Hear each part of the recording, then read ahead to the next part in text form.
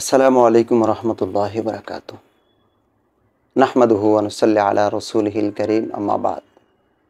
দূরের কাছের দেশের প্রবাসের যারা যেখান থেকে এই মুহূর্তে আমাদের রমজানের বিশেষ পর্ব দেখছেন, আপনাদেরকে অসংখ্য ধন্যবাদ। প্রিয় দর্শক, রমজান আমাদের থেকে বিদায় নিয়ে চলে যাচ্ছে।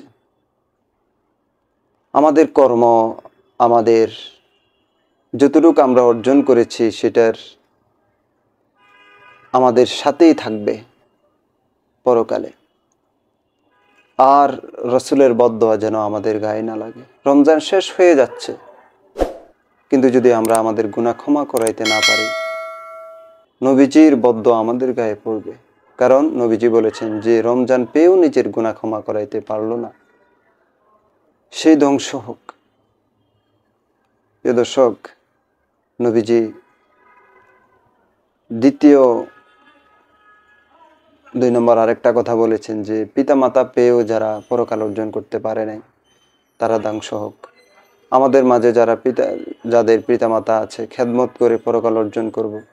আর আমরা যারা বাবা মায়ের মাঝে মাকে হারিয়েছি, মা কত দামি জিনিস এখন বুঝে যায়। বাবার ছায়া এখনো আছে। তো আমাদের মাঝে যাদের পিতামাতা বেঁচে আছে, আমরা পিতামাতার খেদমত করে পরকাল অর্জন করব। আর না হয় নবীজির বদদোয়া আমাদের গায়ে লাগবে। আর পিতামাতা যদি হারিয়ে ফেলি, তো নবীজির হাদিস, সাহাবায়ে কেরাম নবীজিকে জিজ্ঞেস করলেন, ইয়া রাসূলুল্লাহ, আমার পিতামাতা যদি আমরা দুজনকে হারিয়ে ফেলি, তো তাদের সাথে, তাদের অনুপস্থিতিতে যদি আমরা কাহারোর সাথে ভালো আচরণ করি, আমার পিতামাতা কি আত্মিকভাবে শান্তি পাবে কিনা? নবীজি বললেন, তোমার পিতামাতার অনুপস্থিতিতে পিতামাতা যাদের সাথে ভালো সম্পর্ক ছিল, দেখাশোনা করত, সহযোগিতা করত, তাদেরকে যদি তোমরা সহযোগিতা করো, এক, আত্মিকভাবে তারা শান্তি পাবে।